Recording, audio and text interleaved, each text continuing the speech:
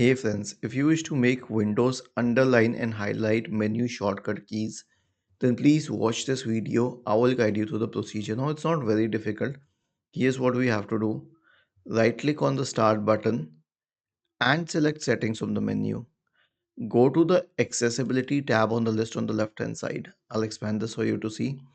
Scroll down and reach keyboard, click on it.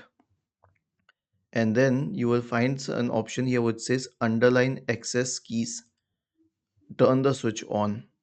So it says access keys will be underlined even when not holding Alt. But I want you to know one thing. Even if this was not checked and you press the Alt key, in that case, access keys would have been underlined. But in this case, it will always be underlined. So the point is that if you wish to make Windows underline and highlight menu shortcut keys, you can always press Alt for it.